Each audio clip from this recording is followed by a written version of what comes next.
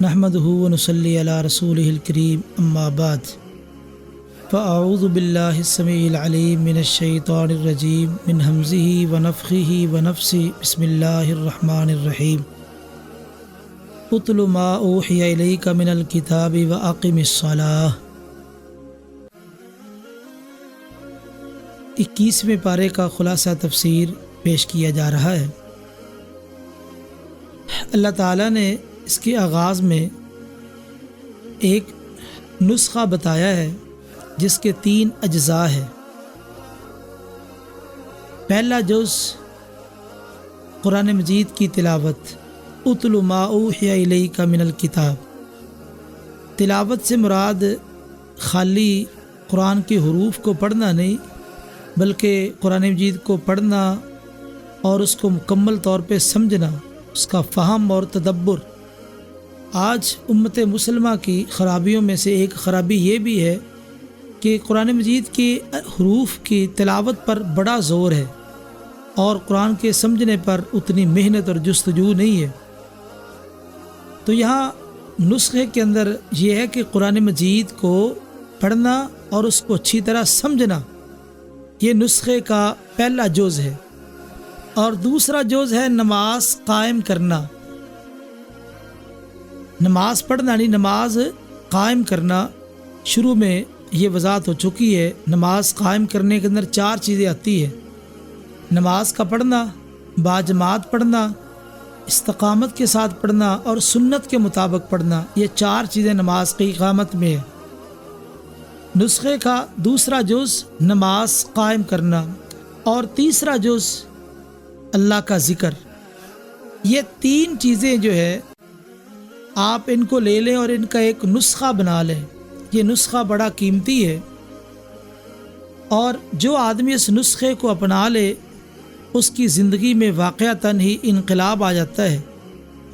دنیا اور آخرت کی جتنی بھلائیاں ہیں وہ اس کو نصیب ہوتی ہے۔ اگر کوئی آدمی اعتراض کرے کہ میں اس نسخے پر عمل کرتا ہوں لیکن مجھے فائدہ نہیں ہو رہا، تو یاد رکھیے جو نسخہ بنایا جاتا ہے اس کی استعمال کے لیے 3 شرطیں ہوتی ہیں۔ 3 شرطوں کو اگر ملوث خاطر رکھا جائے تو وہ نسخہ کارآمد ہے، فائدہ پہنچائے گا، ورنہ مطلوبہ فائدہ نہیں مل سکے گا۔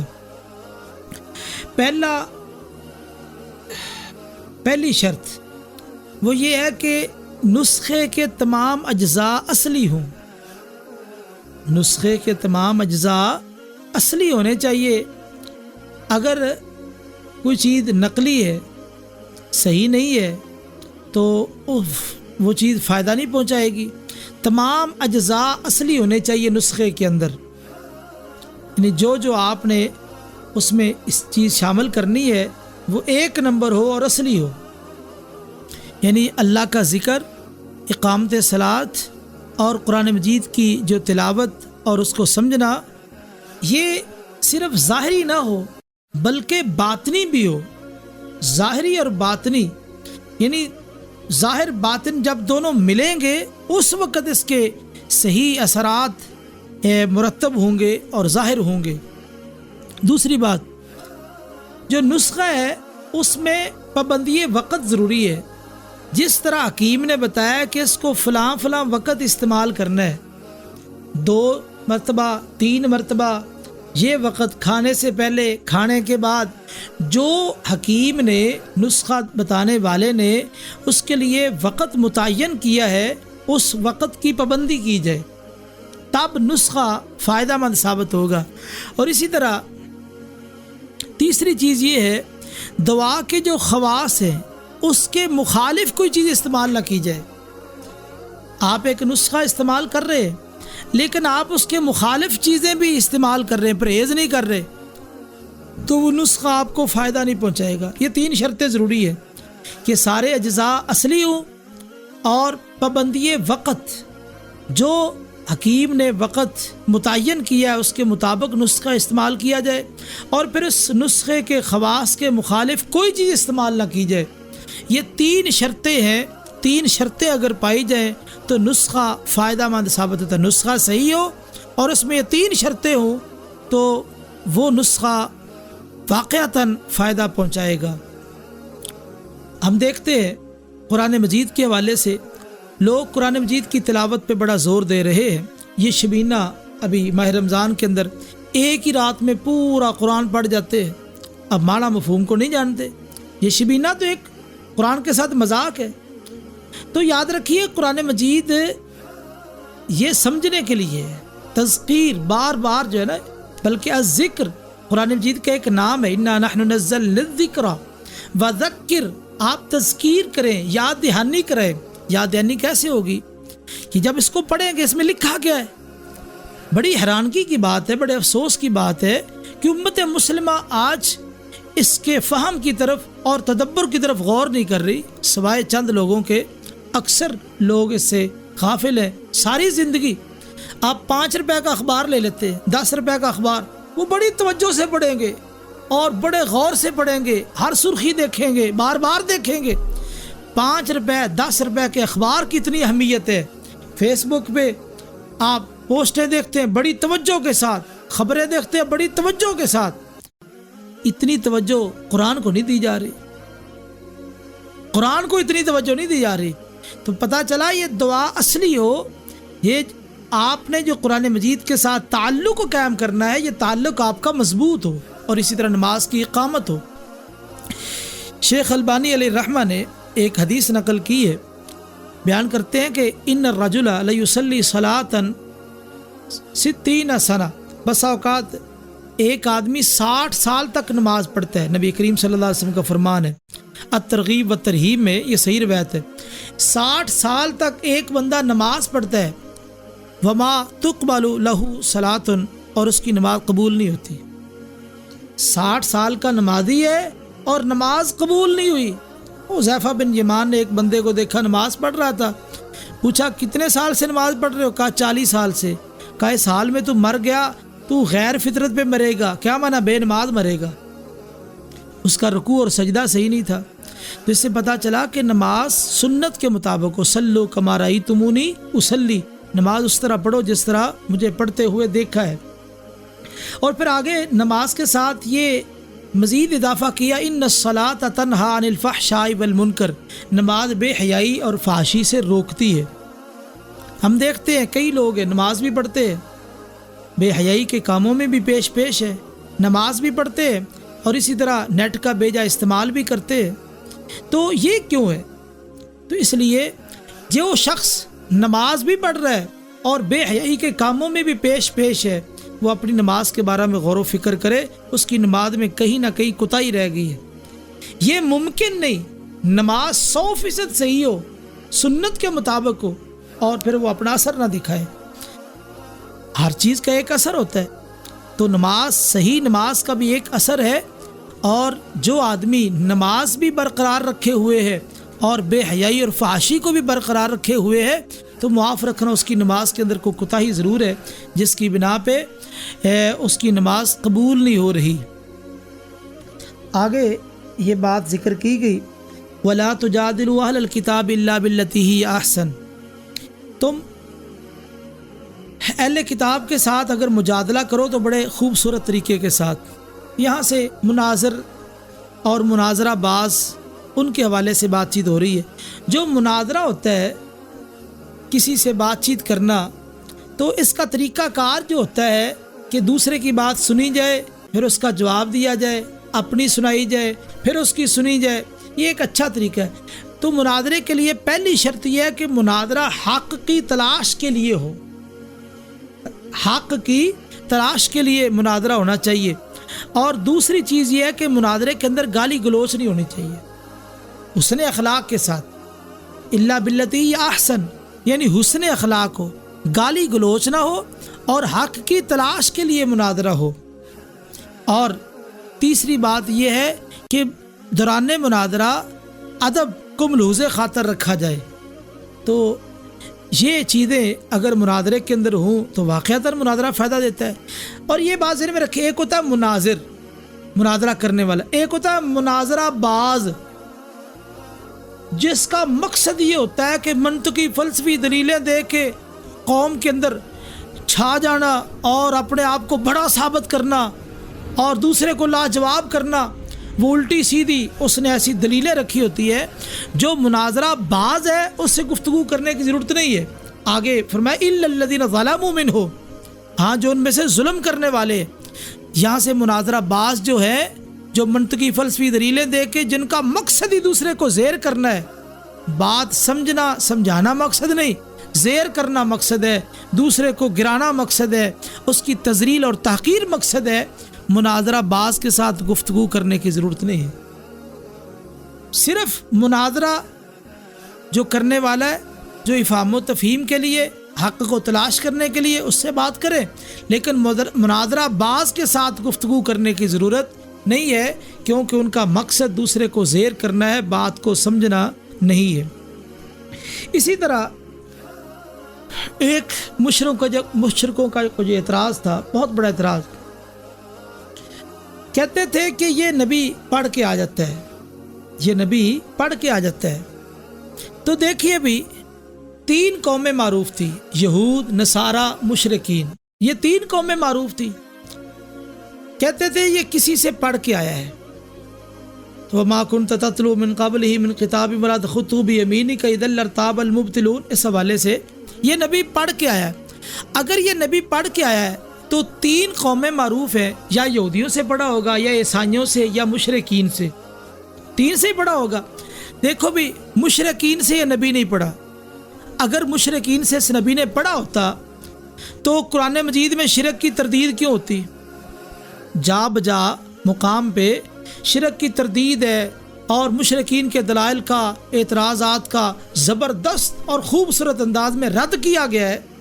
اگر اس کا استاد مشرک ہو تو کم از کم قرآن کے اندر شرک کی تردید تو نہ ہوتی۔ نتیجہ یہ نکلا کہ اس کا استاد مشرک نہیں ہے، اس نبی کا استاد مشرک نہیں۔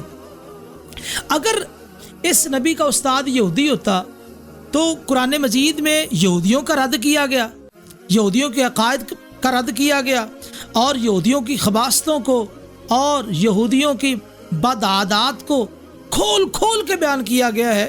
اگر استاد یہودی ہوتا تو کم از کم یہودیت کی مخالفت نہ ہوتی، جبکہ قرآن مجید میں یہودیوں کا بھرپور انداز سے رد کیا گیا ہے۔ ثابت ہوا کہ اس کا استاد یہودی بھی نہیں ہے، عیسائی باقی رہ گئے۔ اب اس کا استاد عیسائی بھی نہیں، کیونکہ عیسائیوں کا بھی رد کیا گیا، ان کے عقائد کفریہ کو بیان کیا گیا۔ اگر استاد عیسائی ہوتا تو کم از کم عیسائیت کی تو حمایت کرتا۔ تو جب 3 ہی معروف قومیں تھیں، اب تینوں میں سے نہ اس کا استاد یہودی ہے، نہ عیسائی ہے، نہ مشرک ہے، تو پتہ یہ چلتا ہے کوئی انسان اس کا استاد نہیں، بلکہ اس کا معلم، استاد خود اللہ ہے۔ الرحمن علم القرآن خلق الانسان، رحمان نے قرآن سکھایا ہے، جبریل کے ذریعے سے یہ قرآن آیا ہے۔ تو پتہ یہ چل گیا کہ مشرکین کا جو یہ اعتراض ہے، یہ اعتراض بالکل بے جا فضول اعتراض ہے، حقیقت کے ساتھ اس کا کوئی تعلق نہیں ہے۔ آگے یہ بات ذکر کی جا رہی ہے، یا عبادی ان ارضی واسعہ فایای فاعبدون، اے میرے بندو میری زمین بڑی وسیع ہے، تم میری ہی عبادت کرو۔ بعض لوگ کسی علاقے میں رہتے ہیں جہاں پہ ان کو دین پر عمل کرنا بڑا مشکل ہے، ان کے لیے یہ پیغام ہے، تم یہ اعتراض اپنے پاس نہ رکھو کہ ہم جو ہے پریشان ہیں، مجبور ہیں، تو کیا کریں؟ نہیں، ان ارضی واسعہ، اللہ کی زمین بڑی وسیع ہے۔ ایک علاقے میں اگر آپ کو تنگی آ رہی ہے، آپ صحیح معنوں میں اللہ کی عبادت نہیں کر سکتے، اس زمین سے نکلے، فتہاجروا فیہا، نکلو، ہجرت کرو، دوسرے علاقے میں چلے جاؤ۔ باقی رہا معاش کا مسئلہ، تو معاش کا مسئلہ اللہ حل کر دے گا۔ تو یہ ایک اعتراض عام طور پہ آتا ہے کہ اگر ہم مکمل طور پہ دیندار بن جائیں، مسلمان بن جائیں، ظاہر بات ہے دکاندار اگر وہ ہر نماز کے وقت دکان بند کرے تو ذہن میں آتا ہے کہ رزق میں کمی ہو جائے گی، گھر کے حالات کیسے چلیں گے، معاملات کیسے چلیں گے۔ فرمایا کل نفس ذائقۃ الموت، بندہ کہتا ہے مر جانا ہے، کل نفس ذائقۃ الموت، فرمایا مرنا تو ہر ایک نے ہے، یہ کوئی انوکھی بات ہے، ہر ایک نے مرنا ہے۔ باقی جو معاش کا مسئلہ ہے آپ اس حوالے سے پریشان نہ ہوں۔ آپ دیکھ لیں وَكَأَيٍّ مِّن دَابَّةٍ لَّا تَحْمِلُ رِزْقَهَا، کتنی ایسے چھپائے وہ زمین میں پھر رہے ہیں، لا تحمل رزقا، وہ اپنا رزق نہیں اٹھائے ہوئے۔ یومیہ پرندے گھروں سے نکلتے ہیں، تاغدو خماسن وتروح بطانن، پرندے پوٹے خالی ہوتے ہیں، پیٹ بھی خالی ہوتے ہیں، صبح سویر نکلتے ہیں، جب شام کو آتے ہیں پیٹ بھی بھرے ہوئے پوٹے بھی بھرے ہوئے۔ کون ان کو کھلاتا ہے، کون ان کو دیتا ہے؟ وَكَأَيٍّ مِّن دَابَّةٍ لَّا تَحْمِلُ رِزْقَهَا، کتنے ہی ایسے چھپائے جن کے پاس رزق کا کوئی بندوبست نہیں، جس طرح باقاعدہ انتظام ہے، یومیہ کی بنیاد پہ اللہ ان کو رزق دے رہا ہے۔ اللہ اکبر۔ تو یہ مسئلہ حل ہو گیا کہ جتنے بھی اعتراضات ہیں مسلمانوں کے، یہ اعتراضات یہ بہانے والے اعتراضات ہیں، حقیقت پر مبنی کوئی اعتراض نہیں۔ بس خلاصتاً یہ ہے کہ انسان کو اپنے رب کی عبادت کرنی چاہیے، اور اس میں جتنی بھی رکاوٹیں ہیں ہر رکاوٹ کا حل کتاب و سنت میں موجود ہے، اور قرآن میں ان اعتراضات کے جوابات دیے گئے۔ آگے فرمایا وما هذه الحیات الدنیا الا لہو ولعب، جو دنیا کی زندگی یہ لہو اور لعب ہے۔ لہو اور لعب، لہو کہتے ہیں ایسی مشغولیت کو جس میں انسان اتفاقی طور پہ داخل ہو جائے، یعنی آپ جا رہے ہیں آگے کو کھیل ہو رہا ہے آپ وہاں رک جائیں، مشغول ہو جائیں۔ لعب کہتے ہیں کہ انسان بذات خود اس مشغلے میں کھیل میں شریک ہو۔ لہب اور لعب دو لفظ ہے۔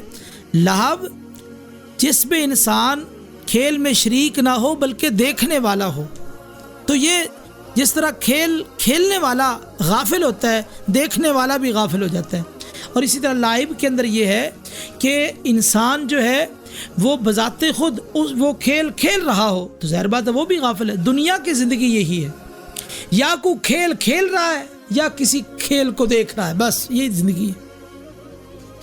فرمایا وَإِنَّ الدَّارَ الْآخِرَةَ لَهِيَ الْحَيَوَانُ، آخرت کی زندگی اصل زندگی ہے۔ دنیا کی زندگی کو حیات کہا، آخرت کی زندگی کو حیوان کہا۔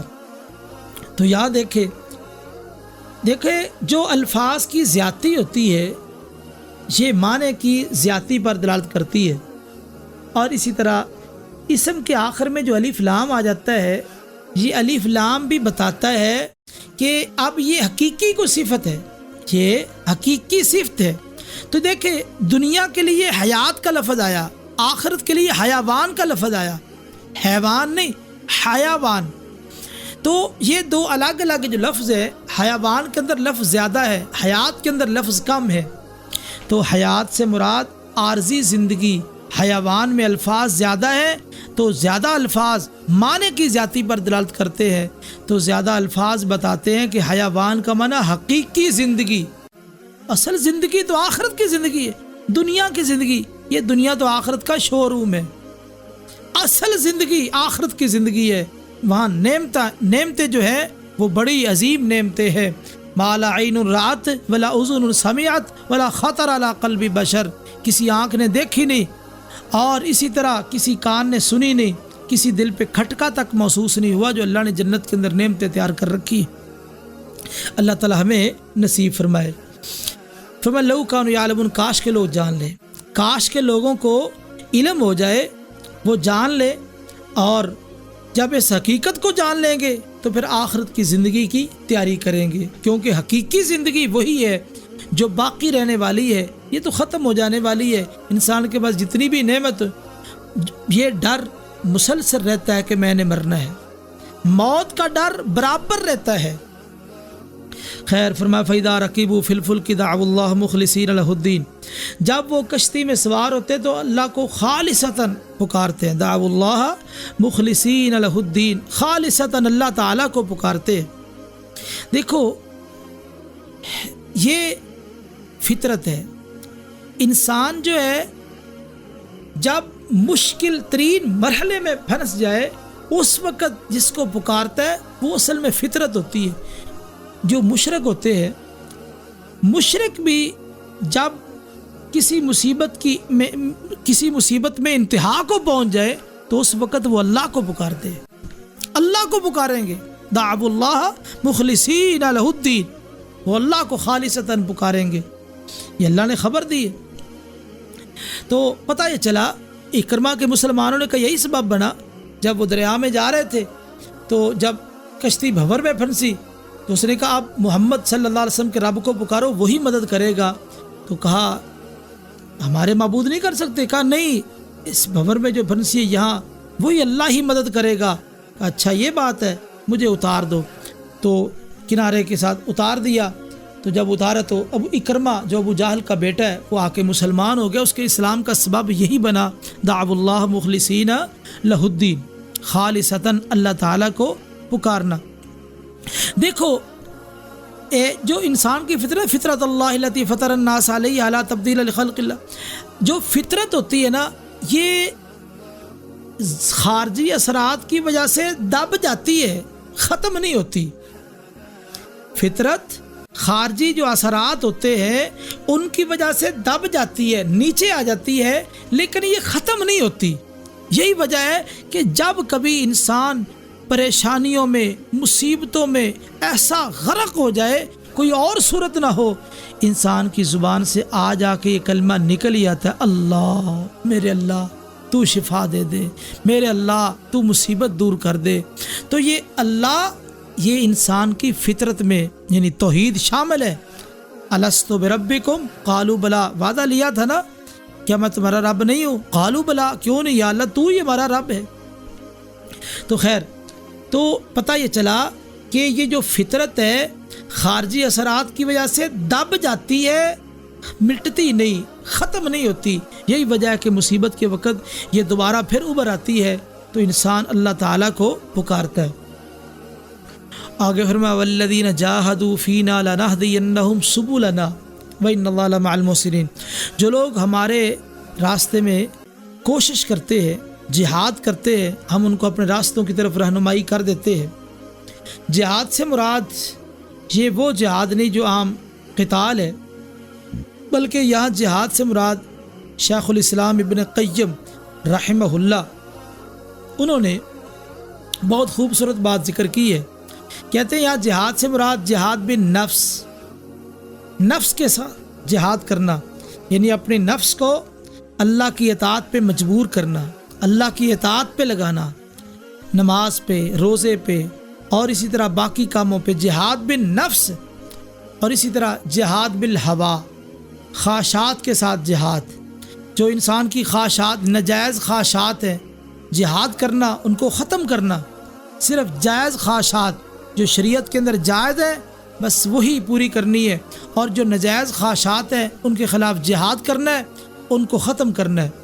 یہ جہاد بن نفس، جہاد بالہوا یعنی خواہشات کے خلاف جہاد، اور اسی طرح جہاد بالشیطان، شیطان کے خلاف جہاد کرنا، شیطان کی بات نہ ماننا، اطاعت نہ کرنا اور اس کو اپنا دشمن سمجھنا، اور اسی طرح جہاد بالدنیا، دنیا کے ساتھ جہاد کرنا، دنیا کو مغلوب رکھنا، دنیا کو مغلوب رکھنا، دین کو غالب رکھنا، دنیا کے ساتھ جہاد۔ یہ چار چیزیں ہیں، جہاد بالنفس، جہاد بالہوا اور جہاد بالشیطان، اور چوتھی چیز جہاد بالدنیا۔ جو آدمی ان چار چیزوں کے ساتھ جہاد کر لے تو شیخ الاسلام ابن قیم رحمہ اللہ فرماتے ہیں اللہ اس کے لیے جنت کا راستہ آسان کر دیتے ہیں، بلکہ اس کو جنت کا راستہ بتا دیتے ہیں۔ لنہدینہم سبلنا، جو یہ چار قسم کے جہاد کر لے اللہ اس کو جنت کا راستہ بتا دیتے ہیں، یہ جنت کا راستہ ہے، یہ صراط مستقیم ہے۔ آگے سورہ روم شروع ہو رہی ہے۔ سورہ روم کے آغاز میں ایک بات کی خبر دی جا رہی ہے، غلبت الروم، رومی مغلوب ہو گئے۔ اب ایرانی یہ آتش پرست تھے، ان کا لگاؤ رجحان مشرکین مکہ، کیونکہ یہ بتوں کو پوجتے تھے، وہ آگ کو پوجتے تھے، ان کا آپس میں قلبی میلان تھا، اور مسلمانوں کا میلان تھا رومیوں کے ساتھ۔ ہوا یہ کہ ایرانیوں نے رومیوں پہ حملہ کیا، حملہ کر کے ان کو شکست فاش دی، مغلوب ہو گئے، مسلمانوں کو اس وجہ سے کافی تکلیف ہوئی۔ تو اس موقع پر یہ صورت نازل کی گئی کہ روم مغلوب ہوا ہے، لیکن فی ادنی الارض وهم من بعد غلبهم سیغلبون، ان قریب یہ غالب آئیں گے۔ قرآن مجید کی اس آیت پہ سامنے رکھتے ہوئے جناب ابو بکر رضی اللہ تعالیٰ نے ایک کافر کے ساتھ شرط لگا لی کہ 10 اونٹ اور 7 سال کی شرط لگائی کہ 7 سالوں میں جو رومی ایرانیوں پر غالب آ جائیں گے۔ نبی کریم صلی اللہ علیہ وسلم کو بتاؤ، اس وقت شرط جائز تھی۔ شرط کہتے ہیں دونوں طرف سے، ایک ہوتا ہے انعام، انعام ہوتا ہے ایک طرف سے، شرط دونوں طرف سے۔ تو اسلام میں اب شرط جائز نہیں ہے، اس وقت جائز تھی، اسلام کے تفصیلی احکام نازل نہیں ہوئے تھے۔ آپ نے کہا تو ایسے کر، تو ایک تو اونٹ بڑھا دے، 100 اونٹ بنا دے، 100 اونٹ۔ اور دوسرا یہ ہے کہ بز ان کا لفظ 3 سے لے کے 9 تک بولا جاتا ہے، تو 10 سال کی مدت بنا، بضع سنین 10 سال کی مدت، اور اسی طرح 100 اونٹ کر دے۔ تو اس طرح 100 اونٹ ہو گئے اور 10 سال کی مدت۔ تو جب اللہ تعالیٰ نے مار کا بدر ہوا، مسلمانوں کو فتح عطا کی، عین اسی موقع پہ رومی ایرانیوں پہ غالب آ گئے، تو وہ بھی خوشی آ گئی مسلمانوں کو، اس موقع پر ڈبل خوشی نصیب ہوئی، مسلمانوں کو دوہری خوشی نصیب ہوئی۔ ایک خوشی جنگ بدر میں اللہ نے فتح عطا کر دی، اور دوسری خوشی کہ رومی ایرانیوں پر غالب آ گئے۔ آگے فرمایا یعلمون ظاہرا من الحیات الدنیا، یہ لوگ دنیا کے ظاہر کے پیچھے پڑے ہوئے، ظاہر کو جانتے ہیں، باطن کو نہیں جانتے۔ دنیا کی حقیقت کچھ نہیں ہے، دنیا کی مثال تو پانی کی طرح ہے، جس طرح پانی سوکھ جانے والا ہے، دنیا ختم ہو جانے والی ہے۔ جس طرح پانی کے اوپر کشتی چلائے تو جب تک کشتی اوپر رہتی ہے، جب تک کشتی اوپر رہتی ہے، پانی نیچے رہتا ہے، کشتی چلتی جاتی ہے، کشتی بھی محفوظ، سوار بھی محفوظ، بندے بھی محفوظ۔ اور اگر پانی اوپر چڑھ آئے، کشتی بھی ڈوب گئی، بندے بھی ڈوب گئے۔ تو اس طرح دنیا کی حقیقت کو سمجھنا چاہیے۔ اللہ تعالیٰ نے قرآن مجید میں کئی ایک مثالیں دی ہیں، اور دنیا کی جو مثال کھیتی کے ساتھ دی گئی، یہ سمجھانے کے لیے یعلمون ظاہرا من الحیات الدنیا، یہ دنیا کے ظاہر کو جانتے ہیں۔ حسن بصری علیہ الرحمہ کا ایک بہت خوبصورت قول ہے، کہتے ہیں اللہ کی قسم، اللہ کی قسم، میں اس بندے کو جانتا ہوں جو اپنے ناخن کے اوپر دینار رکھ کے اس کا وزن بتا دیتا ہے۔ اللہ کی قسم، میں ایسے بندے کو جانتا ہوں جو اپنے ناخن کے اوپر دینار رکھ کے اس کا وزن بتا دیتا ہے کہ اس کا وزن کتنا ہے۔ اتنی ذہانت، اتنی فطانت اور اس قدر صلاحیت اور قابلیت، لیکن ان کو نماز کا پتہ نہیں ہے، وضو کا پتہ نہیں ہے، دین کا علم نہیں ہے۔ تو ذہانت فطانت دنیاوی اعتبار سے اس قدر کہ ناخن کے اوپر دینار رکھ کے وزن بتا دے، لیکن دینی اعتبار سے نماز کا طریقہ نہیں، وضو کا طریقہ نہیں، اور اسی طرح دوسرے دینی کاموں کا طریقہ نہیں آتا۔ پتہ یہ چلا کہ دنیا کی حقیقت کو سمجھنا چاہیے۔ جو شخص دنیا کی حقیقت کو جان لے، اصل میں کامیاب شخص وہ ہے، اور جو ساری زندگی دنیا کی حقیقت کو ہی نہیں جان سکا، تو اس نے کیا کرنا ہے، اس کی زندگی تو بیکار ہے۔ آگے اللہ تعالیٰ نے ایک بات ذکر کی ہے، فرمایا وَمِنْ آیَاتِهِ أَنْ خَلَقَ لَكُم مِّنْ أَنفُسِكُمْ أَزْوَاجًا۔ اللہ تعالیٰ کی نشانیوں میں سے ایک بہت بڑی نشانی کیا ہے؟ اللہ نے تمہارے نفسوں سے تمہاری بیویاں بنائی ہیں۔ دیکھو اللہ کا کتنا فضل، کتنا کرم ہے، کتنا انعام ہے کہ ہمارے نفسوں سے اللہ نے ہماری بیویاں بنائی ہیں۔ اگر ہماری بیویاں کسی اور نسل سے ہوتی، کسی اور نسل سے ہوتی، تو یہ تو نظام کتنا عجیب تھا۔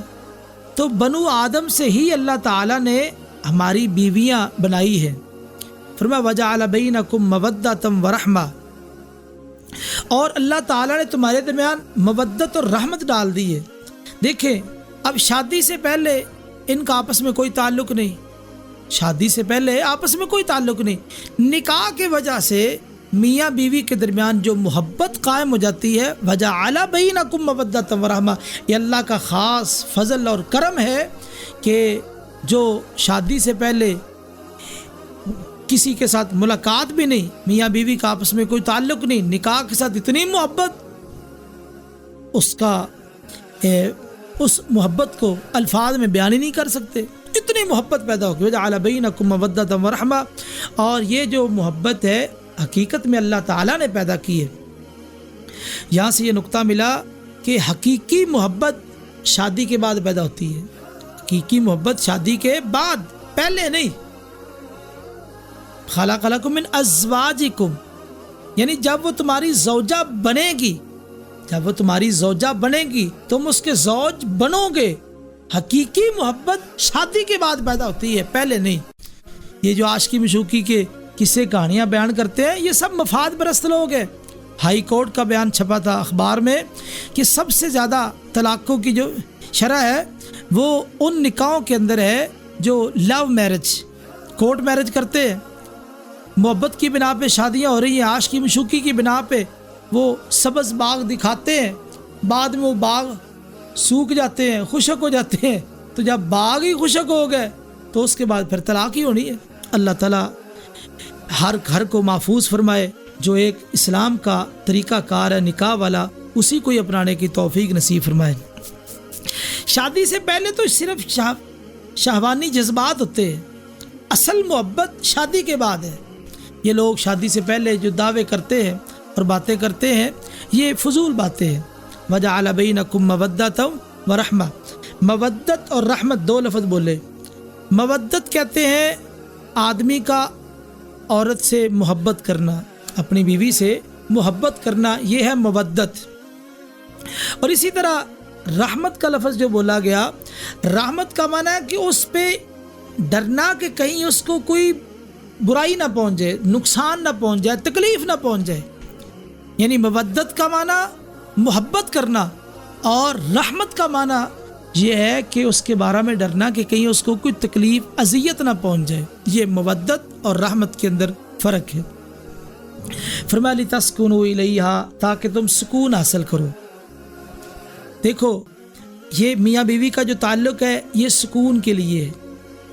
لِتَسْكُنُوا إِلَيْهَا، الہ کا لفظ بولا، یعنی الہ کا جو صلہ ہے یہ بتا رہا ہے کہ خامد کے لیے بیوی دونوں کے لیے یہ رشتہ باعث سکون ہو۔ لِتَسْكُنُوا بِهَا نہیں کہا، اگر بِهَا ہوتا تو صرف مرد کے لیے سکون ہوتا، عورت کے لیے نہ ہوتا، نہیں۔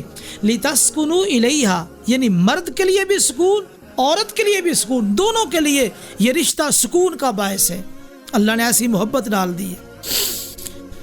دیکھیے قرآن مجید کی بلاغت، اللہ اکبر، یہ اللہ کا کلام ہے، کس انداز سے اللہ تعالیٰ نے اس جوڑے کے اندر محبت پیدا کی ہے، نسل انسانی کو باقی رکھنے کے لیے اور یہ نظام چلانے کے لیے اس جوڑے کے اندر کیسی محبت پیدا فرما دی ہے۔ اور اسی طرح لِتَسْكُنُوا إِلَيْهَا، اس جملے میں یہ معاشرت کا پورا طریقہ بتا دی ہے، معاشرت کا پورا طریقہ، میاں بیوی نے کیسے رہنا ہے سارا طریقہ بتا دیا کہ میاں بیوی ان دونوں کی ایک ایک ادا ایک دوسرے کو سکون پہنچانے کے لیے ہو، فائدہ پہنچانے کے لیے ہو، خیر خواہی کے جذبات ہونے چاہیے۔ تو لِتَسْكُنُوا إِلَيْهَا اس جملے نے میاں بیوی کے درمیان جتنے محبت، پیار، الفت، عقیدت اور اسی طرح معاشرت کے جتنے طریقے ہیں وہ سارے بتا دیے۔ اور اسی طرح یہ سیکس کے حوالے سے جو باتیں کرتے ہیں اس کی بنیاد بھی بتا دی، یہ باعث سکون ہو، باعث سکون ہو۔ آج کچھ لوگ دوائیاں کھا کے وہ بیویوں کے لیے پریشانی کا سبب بنتے، تو یہ طریقہ غلط ہے۔ جو ایک فطرت کا نظام ہے، فطرت کے مطابق انسان کو زندگی بسر کرنی چاہیے، اور یہ سارے معاملات فطرت کے مطابق ہونے چاہیے۔ جو ایک فطرت ہے، ہاں بھی مریض آدمی وہ اپنا علاج کروا سکتا ہے، اپنا علاج کروائے، لیکن لِتَسْكُنُوا إِلَيْهَا اس کو مد نظر رکھنا چاہیے۔ اور آگے فرمایا اللہ الذی خلقکم ثم رزقکم ثم یمیتکم بلکہ اس سے پہلے ظہر الفساد فی البر والبحر، بحر و بر میں فساد بپا ہو چکا ہے، بما کسبت ایدی الناس، لوگوں کے کمائیوں کی وجہ سے، بما کسبت ایدی الناس، تو عید الناس، عید کا لفظ بولا کیونکہ ہاتھوں کی کمائی، یعنی انسان جو کرتا ہے تو اس میں ہاتھوں کا ذکر آیا کیونکہ ہاتھ آگے ہے، زیادہ تر کردار عمل کے اندر ہاتھوں کا ہوتا ہے، تو اس لیے ہاتھوں کا اسپیشل ذکر کیا گیا۔ تو بحر و بر کے اندر جو فساد ہے یہ انسان کے ہاتھوں کی کمائی کی وجہ سے، دیکھو ہمارے اعمال کی وجہ سے آج آپ دیکھ لیں کتنے فتن ہیں۔ یہ کرونا کا مسئلہ، ہم سمجھتے ہیں کہ شاید فلاں کی سازش ہے، فلاں کی سازش ہے، فلاں کی سازش ہے، نہیں، ہماری بدعمالی ہے۔ آپ دیکھتے نہیں کہ پوری قوم یہ نیٹ پہ، موبائل پہ اس قدر مگن ہو چکی ہے کہ سر اٹھانے کے لیے تیار نہیں ہے، اور قرآن کی طرف، احادیث کی طرف، دین کی طرف آنے کے لیے تیار نہیں ہے۔ جب قوم کے اندر نئی برائی آتی ہے تو بیماریاں بھی نئی آ جاتی ہیں اور آزمائشیں بھی نئی آ جاتی ہیں، عذاب بھی نئے آ جاتے ہیں۔ تم جیسے جیسے ترقی کرتے جاؤ گے، نئے نئے گناہ اور نئے نئے انداز سے اللہ کی نافرمانی کرو گے، اللہ کے جو عذاب ہیں وہ اسی صورت میں نئی نئی شکلوں میں آ جائیں گے، کیونکہ اللہ تعالیٰ تو خالق ہے، وہ ہر ان اللہ علی کل شیء قدیر، ہر چیز پہ قادر ہے۔ اس لیے نقطہ یہ ملا کہ اللہ کی معصیت چھوڑ دو، اللہ کی معصیت چھوڑ دو، تم اللہ کی معصیت چھوڑ دو گے اللہ تعالیٰ تم سے عذاب دور کر دیں گے۔ تو یہ اس آیت سے یہ بات معلوم ہوگی، لیذیقہم بعد الذی عملوا، اللہ جو ہمارے اعمال کی وجہ سے کچھ ہمیں آزمائش میں ڈالتے ہیں، اس میں بھی ہماری خیر خواہی ہے، اس میں بھی ہماری خیر خواہی ہے، بعض اعمال کا بدلہ چکھاتے ہیں۔ مقصد کیا؟ لعلہم یرجعون، شاید کہ یہ لوٹ ہے۔ دیکھو اس میں یہ ہے کہ اللہ تعالیٰ مصیبت بھیج کے، تکلیف دے کے، عذاب میں مبتلا کر کے، اصل میں خیر خواہی یہ ہے کہ یہ لوٹ آئے، اس کو آپ بھی سمجھ آ جائے کہ دنیا کی حقیقت کیا ہے اور دنیا کی اصلیت کیا ہے، دنیا کی زندگی کی حیثیت کیا ہے، اور اس کے مقابلے میں آخرت کی زندگی اس کا کیا مقام ہے۔ تو یہ لعلہم یرجعون، شاید کہ یہ لوٹ آئے۔ بار بار اللہ تعالیٰ کی کمال درجے کی خیر خواہی انسانیت کے ساتھ کہ بعض اعمال کا مزہ چکھا کے یہ مقصد ہے کہ شاید یہ لوٹ آئے، واپس آ جائیں، پلٹ آئے۔ وَأَنِيبُوا إِلَىٰ رَبِّكُمْ، اپنے رب کی طرف پلٹ آؤ۔ اور اسی طرح فرمایا اللہ الذی خلقکم، اللہ وہ ذات ہے جس نے تمہیں پیدا کیا، ثم رزقکم، پھر تمہیں رزق دیا، ثم یمیتکم، پھر تمہیں مارے گا، ثم یحییکم، پھر تمہیں زندہ کرے گا، هل من شرکائکم من یفعل من ذلکم من شیء۔ یہ جو چار کام اللہ نے ذکر کیے ہیں، خلقکم، رزقکم، یمیتکم، یحییکم، چار کام، بتائیے یہ چار کام جو ہیں، هل من شرکائکم، تمہارے شریکوں میں سے کوئی ایسا ہے من یفعل ذلک، یہ چار کام کر سکے؟ اللہ نے مشرکوں کو چیلنج دیا ہے، تمہارے شریکوں میں سے کوئی ایسا جو یہ چار کام کر سکے؟ جواب نفی میں ہے، شریکوں میں کوئی ایسا نہیں ہے جو یہ سارے کام کر سکے۔ اللہ فرماتے سبحانہ، وہ پاک و تعالی عما یشرکون، اور اللہ بلند ہے اس سے جو وہ شریک بناتے ہیں۔ اسی طرح اہل علم کی فضیلت بیان کی جا رہی ہے، فرمایا وقال الذین اوتوا العلم والایمان، علم پہلے ایمان بعد میں، اور ان لوگوں نے کہا جو علم دیے گئے اور ایمان دیے گئے، علم پہلے ایمان بعد میں۔ پتہ یہ چلا کہ علم کے ساتھ ہی ایمان کا پتہ چلے گا، جس طرح توحید بعد میں علم پہلے، فاعلم انہ لا الہ الا اللہ، علم پہلے، آپ جان لیں کہ اللہ کے سوا کوئی معبود برحق نہیں، توحید بعد میں، یعنی توحید کو سمجھنے کے لیے علم کی ضرورت ہے، ایمان کو سمجھنے کے لیے بھی علم کی ضرورت ہے۔ تو لقد لبثتم فی کتاب اللہ الی یوم البعث فہذا یوم البعث، کل قیامت والے دن جب لوگ قیامت کا انکار کریں گے تو اس وقت ایمان علم والے اور ایمان والے لوگ کیا کہیں گے؟ فہذا یوم البعث، یہ یوم البعث ہے۔ وہ کہیں گے ہمیں کسی نے نہیں سمجھایا، کہا تمہیں سمجھایا گیا تھا، تمہیں بتایا گیا تھا قیامت آنے والی ہے، تم نے انکار کیا۔ وَلَكِنَّكُمْ كُنْتُمْ لَا تَعْلَمُونَ، تم بے علم تھے، تم جاہل رہے، تم نے سیکھنے کی کوشش نہیں کی۔ فہذا یوم البعث، تو اہل علم کا یہ مقام و مرتبہ ہے کہ وہ کل قیامت والے دن بھی منکرین کو جواب دیں گے کہ تم بے علم تھے۔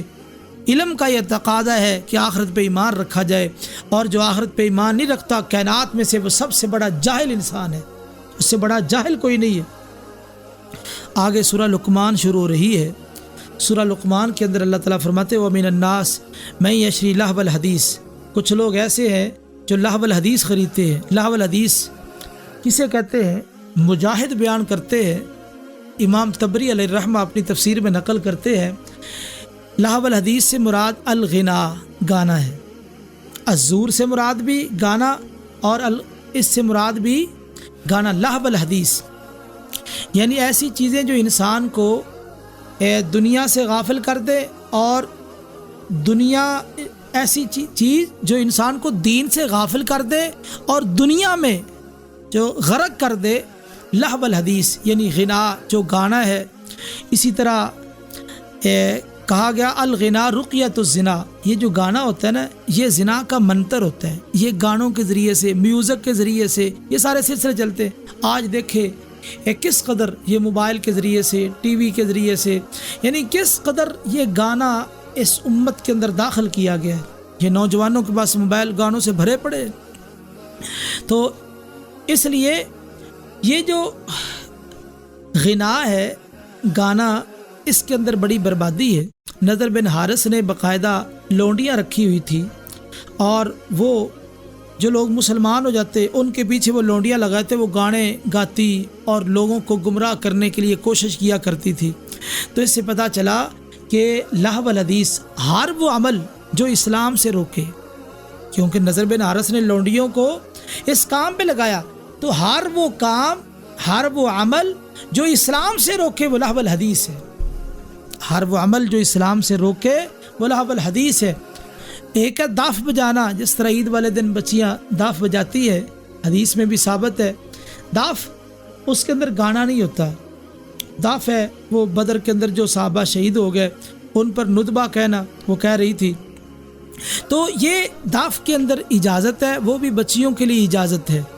تو اس لیے یہ گانے کے اندر قطعی طور پہ کوئی گنجائش نہیں ہے۔ اور آج میوزک کی یہ مختلف صورتیں امت کے اندر رائج کی جا رہی ہے، اللہ تعالیٰ ہمیں اس سے محفوظ فرمائے، اعاذنا اللہ من۔ آگے اللہ تعالیٰ نے لقمان علیہ السلام کے حوالے سے یہ بات ذکر کی ہے، وہ اپنے بیٹے کو سمجھا رہے ہیں۔ لقمان کون تھے؟ یہ اللہ کے نبی تھے یا ولی تھے؟ راجح قول کے مطابق یہ اللہ کے ولی تھے، نبی نہیں تھے۔ اللہ فرماتے ہیں وَلَقَدْ آتَيْنَا لُقْمَانَ الْحِكْمَةَ أَنِ اشْكُرِ اللَّهَ، ہم نے لقمان کو حکمت، دانائی عطا کی تھی، ہم نے دانائی عطا کی، فہم عطا کیا۔ اب لقمان کو جو دانائی دی گئی، اب سب سے بڑی دانائی کیا ہے کہ انسان عقیدہ توحید کو سمجھ لے، عقیدے کو سمجھ لے، عبادات کو سمجھ لے، اخلاقیات کو سمجھ لے، یہ سب سے بڑی دانائی۔ آج لوگ حکمت اس کو سمجھتے ہیں جو دنیا کے اعتبار سے بڑا تیز ترار انسان ہو اور اپنے سارے معاملات درست کر لے۔ حکمت تو حکمت اگرچہ دین میں رہ کے دنیا کے معاملات کو سنوارنا اور درست رکھنا اچھی بات ہے، کوئی بری بات نہیں ہے، لیکن دین سے یکسر انسان ٹوٹ جائے، کٹ جائے اور دنیا ہی دنیا سنوارتا پھرے، یہ کوئی حکمت نہیں ہے۔ حکمت آپ کا دین بھی محفوظ ہو اور اس کے ساتھ ساتھ آپ دنیا کو سنواریں۔ تو حکمت سب سے بڑی کیا کہ انسان کا عقیدہ درست ہو، اس کے بعد اس کے عبادات درست ہوں، اور اس کے بعد اخلاقیات ہوں۔ تین چیزیں حکمت کے اندر جو یہاں چونکہ جناب لقمان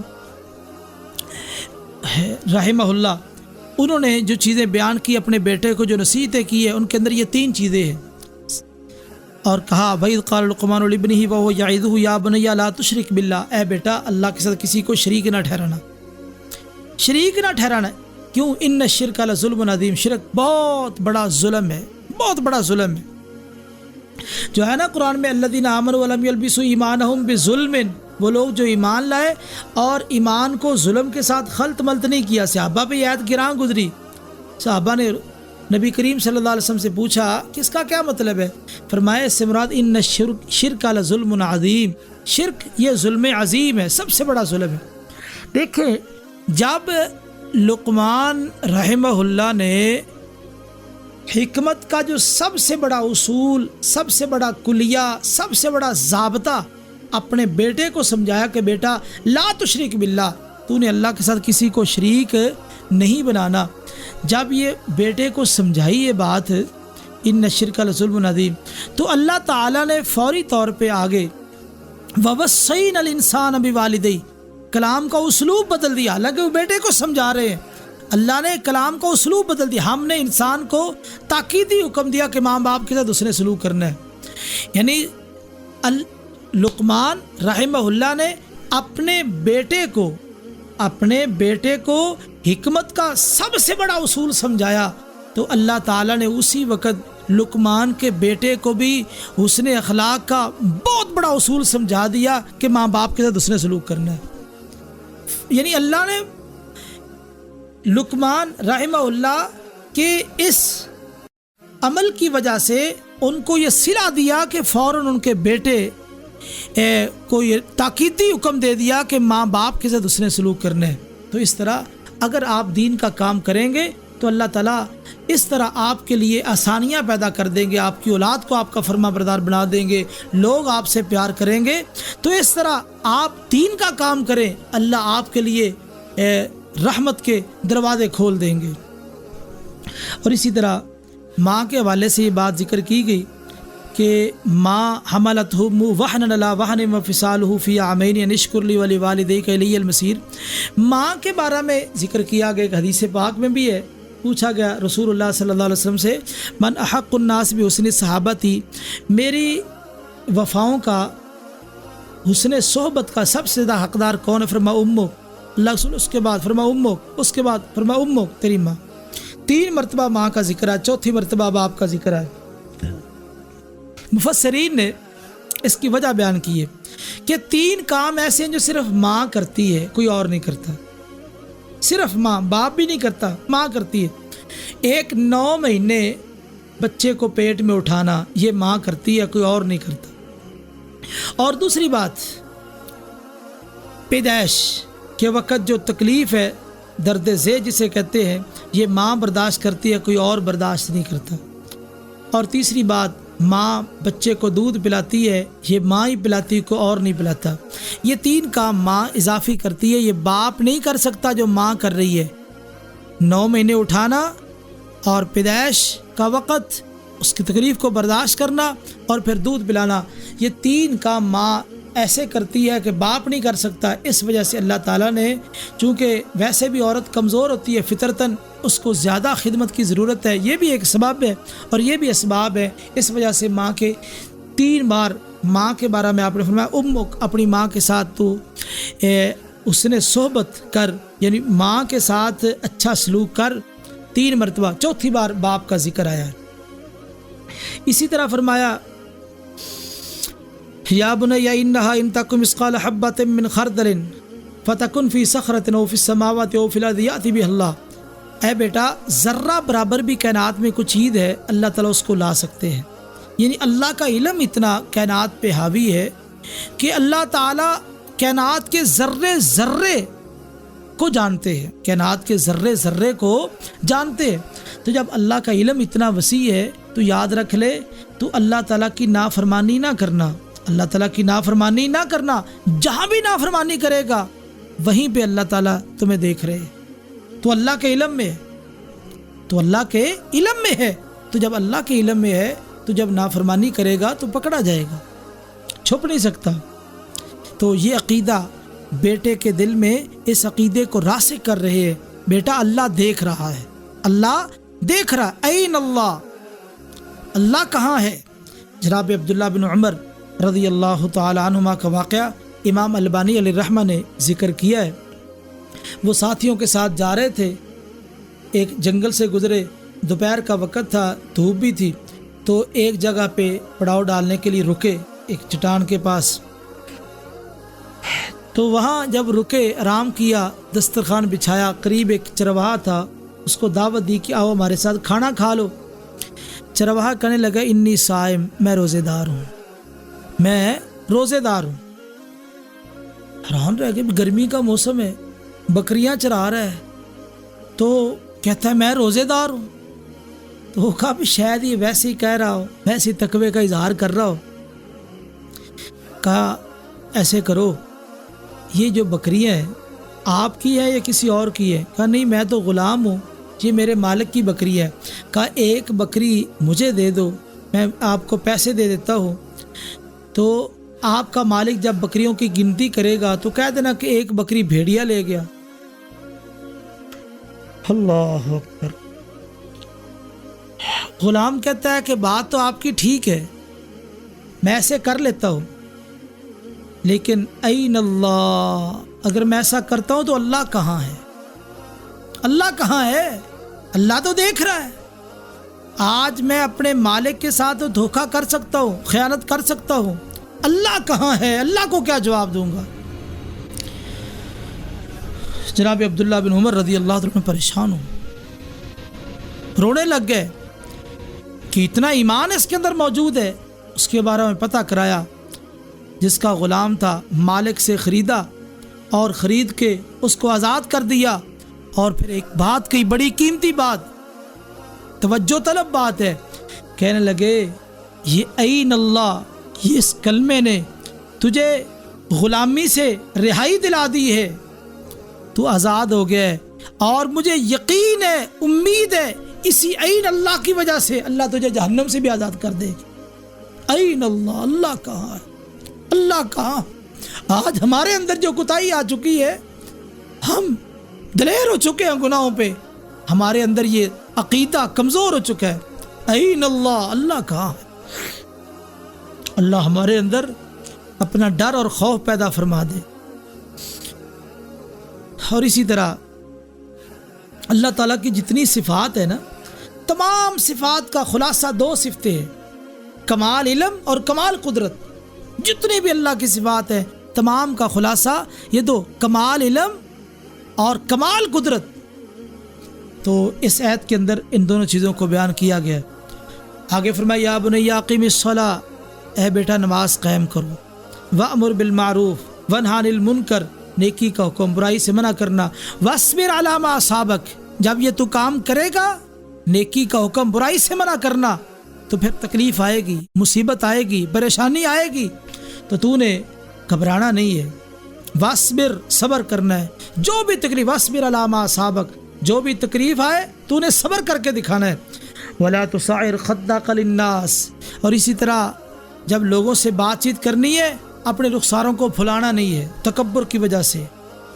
تکبر، انسان اتراتا ہے اپنے رخساروں کو پھلا پھلا کے، یعنی باتیں کرتا ہے، تو نے ایسا نہیں کرنا، ولا تصعر خدک للناس، لوگوں کے لیے ایسی گفتگو نہیں کرنی کہ آپ کا انداز تکبر والا ہو۔ دیکھو بھی اندر لاکھ تواضع ہو، آپ کے میرے اندر اللہ کا بڑا ڈر ہے، بڑی عاجزی ہے، کیا پتہ، یعنی آپ کے دل میں جتنی بھی عاجزی ہے، جب آپ کے چہرے پہ خشکی ہے تو آپ کی اس عاجزی کا کیا فائدہ؟ اس لیے آپ ولا تصعر خدک للناس، لوگوں کے لیے اپنے رخسار کو نہ پھلائیں، تکبر نہ کریں، اور اپنی جو گردن ہے اس کو، جس طرح بعض گردن مارتے ہیں اس طرح تکبر سے، یہ غلط طریقہ ہے۔ ولا تصعر خدک للناس ولا تمشی فی الارض مرحا، اور اسی طرح تکبر کی چال نہ چل، تکبر کی چال نہیں چلنی، واقصد فی مشیک، تیرے چلنے میں میانہ روی ہو۔ کیا مطلب؟ یہود اکڑ کے چلتے تھے، یہود بڑی بدماش قوم ہے دنیا کے اندر، یہ اکڑ کے چلتے تھے، اور جو عیسائی تھے یہ مریضوں کی طرح چلتے تھے، کمزوری سے، جس طرح مریض جا رہے ہیں۔ تو قرآن کا واقصد فی مشیک، نہ اکڑ کے چلو نہ مریضوں کی طرح چلو، بڑی دنائی اور سنجیدگی کے ساتھ چلو، واقصد فی مشیک۔ اور آگے کہا واغضض من صوتک، اپنی آواز کو پست رکھے، آہستہ آواز رکھے، جو حق بات ہوتی ہے اس کو ضرورت نہیں ہے بہت بلندی کے ساتھ کرنے کی، آہستہ، جو حق وہ بلندی کا محتاج نہیں ہے کہ آپ اونچی آواز کے ساتھ بیان کریں، نہیں، حق دلائل کا محتاج ہے۔ آپ دلائل پیش کریں، جب آپ کے دلائل مضبوط ہوں گے مخالف آپ کی بات مان لیں گے۔ تو اس لیے واغضض من صوتک ان انکر الاصوات لصوت الحمیر، سب سے بری آواز گدھے کی آواز، سب سے بدترین آواز گدھے کی آواز ہے۔ اسی وجہ سے اللہ کے رسول نے فرمایا جب گدھے کی آواز سنو تو تم اعوذ باللہ پڑھو، اللہ کی سے پناہ چاہو مردود شیطان سے۔ تو یہ جو گدھے کی آواز ہے یہ بدترین آواز ہے، بڑی بھدی آواز ہے۔ اس لیے کہا گیا کہ تم جو ہے نا اپنی آوازوں کو پست رکھو ضرورت کے مطابق۔ ہاں کسی وقت آواز بلند ہو جاتی ہے، لیکن عام طور پہ انسان کو پست آواز میں ہی گفتگو کرنی چاہیے۔ آگے فرمائے ان اللہ عندہ علم الساعہ، 5 چیزوں کا علم اللہ کے پاس ہے، قیامت کا علم، بارش کا علم، اور اسی طرح ماں کے رحم میں کیا اس کا علم، اور اسی طرح انسان کل کیا کرے گا اور کہاں اس کی موت واقع ہوگی۔ 5 چیزوں کا علم اللہ کے پاس۔ آج جتنی بھی سائنس نے تحقیق کر لی ہے، سائنس بے بس ہے۔ دیکھو بھئی کچھ امکانات بارش کے حوالے سے کہتے ہیں امکان ہے، کتنی بارش ہوگی، کس علاقے میں کتنی، کس علاقے میں کتنی، یہ سارا کون جانتا ہے؟ یہ اللہ ہی جانتا ہے، یہ اللہ کے علم میں۔ تو اس لیے سائنس اس کے سامنے بے بس ہے، اور جتنی بھی سائنس ترقی کر لے ان 5 چیزوں کا علم نہیں ہو سکتا۔ نتیجاتاً اور تفصیلاً علم اللہ کے پاس ان 5 چیزوں کا۔ منصور عباسی ایک خلیفہ ہے، مسلم خلیفہ گزرا ہے، اس کو خواب آیا، تفسیر مظہری میں یہ خواب ذکر کیا گیا ہے۔ خواب کے اندر اس نے دیکھا ملک الموت سے ملاقات ہو گئی، جو فرشتہ فوت کرتا ہے نا، قل یتوفاکم ملک الموت الذی وکل بکم، ملک الموت سے ملاقات ہوگی۔ کہا چلو ملاقات تو ہو گئی ہے، یہ بتاؤ کہ میری موت کب آئے گی، میری موت کب آئے گی۔ فرشتے نے آگے سے 5 انگلیوں کا اشارہ کیا، 5 انگلیوں کا اشارہ کیا، چلا گیا۔ خواب مکمل ہو چکا۔ صبح علماء کو بلایا کہ یہ اس خواب کی تعبیر بتاؤ۔ اس نے 5 انگلیاں مجھے دکھائی ہے، پتہ نہیں 5 دن میں نے زندہ رہنا ہے، 5 مہینے زندہ رہنا ہے، 5 سال زندہ رہنا ہے، پتہ نہیں اس کا کیا مطلب ہے۔ خیر علماء نے بتایا قرآن مجید میں جو آتا ہے ان اللہ عندہ علم الساعہ، 5 چیزوں کا علم اللہ کے پاس ہے۔ ملک الموت نے اشارہ کر دیا، موت بھی ان 5 چیزوں میں سے ایک چیز ہے، تو موت کا علم جس طرح تجھے نہیں، اس طرح مجھے بھی اس موت کا علم نہیں ہے۔ تو اس آیت کی طرف اشارہ کیا ہے۔ آگے سورہ سجدہ ہے، سورہ سجدہ کے اندر اللہ تعالیٰ نے فرمایا تتجافی جنوبہم عن المضاجع یدعون ربہم خوفا وطمعا۔ جو اہل اللہ ہوتے ہیں نا، راتوں کو وہ اپنے بستروں سے جدا ہو جاتے ہیں، وہ مصلوں پہ کھڑے ہو جاتے ہیں، اللہ کی عبادت کرتے ہیں، تہجد پڑھتے ہیں، یہ اہل اللہ کی نشانی ہے۔ آج تہجد پڑھنے والے بڑے قلیل لوگ ہیں۔ وقلیل من اللیل ما یہجعون، راتوں کو وہ اللہ کے سامنے کھڑے ہو کے، مصلوں پہ کھڑے ہو کے، رکوع میں، سجدے میں، تنہائیوں میں رب تعالیٰ کے سامنے عاجزی کا اظہار، انکساری کا اظہار کرتے ہیں۔ آگے ایک بات ذکر کی وَمِمَّا رَزَقْنَاهُمْ يُنْفِقُونَ، رزق کا ذکر کیا گیا، تہجد کے ساتھ رزق کا ذکر کیا گیا، جس سے یہ نتیجہ نکلا کہ تہجد یہ رزق کے اسباب میں سے ایک سبب ہے۔ اگر آپ چاہتے ہیں کہ آپ رزق حاصل کریں تو آپ تہجد پڑھیں۔ آتا ہے نا حدیث میں اللہ تعالیٰ آسمان دنیا پہ آ کے آوازیں لگاتے ہیں، ہے کوئی شفا طلب کرنے والا میں اس کو شفا دے دوں، ہے کوئی رزق طلب کرنے والا میں اس کو رزق دے۔ یہ سحری کے وقت آواز لگ رہی ہے، اور تہجد کے ساتھ بھی رزق کا ذکر، یعنی جو آدمی تہجد پڑھتا ہے اللہ تعالیٰ اس کو رزق کی فراوانی عطا کر دیتے ہیں، رزق کی کمی نہیں رہے گی۔ اور اسی طرح آگے سورہ احزاب شروع ہو رہی ہے۔ سورہ احزاب کے شروع میں اللہ تعالیٰ نے سب سے پہلی بات یا ایھا النبی اتق اللہ، اے نبی اللہ سے ڈر جاؤ، نبی کو حکم ہو رہا ہے۔ دیکھو بھئی جب خیر الورا، پوری کائنات میں سے بہترین انسان اللہ کے رسول ہے، ان کو حکم ہو رہا ہے کہ آپ اللہ سے ڈریں، عامی بندے کا کیا حال ہوگا؟ ہمیں بھی اللہ سے ڈرنا چاہیے، ہمیں بھی اللہ کا ڈر اپنے دلوں میں بٹھانا چاہیے۔ اور آگے یہ بات بتائی گئی ما جعل اللہ لرجل من قلبین فی جوفی، اللہ تعالیٰ نے کسی آدمی کے دل میں کسی آدمی کے جسم میں 2 دل نہیں بنائے۔ آدمی کا ذکر کیا، عورت کا ذکر نہیں کیا۔ کہ بندے کے جسم میں دو دل نہیں، عورت کا ذکر نہیں کیا. کیوں؟ عورت کے جسم میں بسا اوقات دو دل ہوتے ہیں. مثلا عورت حاملہ ہے، ایک اس کا اپنا دل اور ایک جو اس کے پیٹ میں بچہ اس کا دل، تو دو دل تو ہو گئے. آج سائنس تحقیق کر رہی ہے کہ آدمی کا ایک الگ دل تیار کیا جائے تو تاکہ وہ کام آ سکے. تو دیکھیے یہ جو سائنس کا ایجاد شدہ دل ہے یہ اسی وقت کارآمد ہوگا جب پہلا دل کام چھوڑے گا، تو نتیجتاً دل تو ایک ہی ہوا. اور اسی طرح یہاں پہ عظمت صحابہ کے حوالے سے بھی ایک بہت زبردست دلیل دی جا رہی ہے. وَلَمَّا رَأَى الْمُؤْمِنُونَ الْأَحْزَابَ، 10,000 کا لشکر احزاب کے موقع پر آ گیا. جب مومنوں نے اس لشکر کو دیکھا قال هذا ما وعدنا اللہ ورسولہ، یہ تو وہی جو اللہ اور اس کے رسول نے وعدہ کیا تھا، وہی لشکر آیا ہے. حالانکہ بہت تنگی کا یہ لشکر ہے، اب تفصیل کا وقت نہیں، بہت تنگی صحابہ کو محسوس ہوئی. تو یاد رکھیے صحابہ نے کیا کہا؟ هذا ما وعدنا اللہ ورسولہ، یہ وہی ہے جو اللہ اور اس کے رسول نے وعدہ کیا تھا. ایسے موقع پر ایسا جملہ وہی شخص کہہ سکتا ہے جس کا ایمان پہاڑوں جیسا مضبوط ہو. کمزور ایمان والا ایسی بات نہیں کر سکتا. خیر وما بدلوا تبدیلا، جو ان کا موقف تھا، نظریہ تھا، اس سے وہ تبدیل نہیں ہوئے، اپنے موقف پہ ڈٹ گئے. من المؤمنین رجال صدقوا ما عاهدوا اللہ علیہ، جو انس بن نضر رضی اللہ تعالیٰ عنہ کی معروف روایت ہے کہ بدر سے پیچھے رہ گئے، کہ اللہ کے رسول اتفاقی جنگ تھی، پیچھے رہ گیا، دوبارہ اللہ نے موقع دیا تو پھر اللہ دیکھے گا میں کیا کرتا ہوں. اور میدان احد میں جب پہنچے تو جب بھگدڑ مچ گئی اس وقت وہ احد پہاڑ کی طرف جا رہے ہیں، ساتھیوں کا آؤ میرے ساتھ، میں جنت کی خوشبو پا رہا ہوں. احد پہاڑ کے قریب سے آگے بڑھے، بالآخر شہید ہو گئے.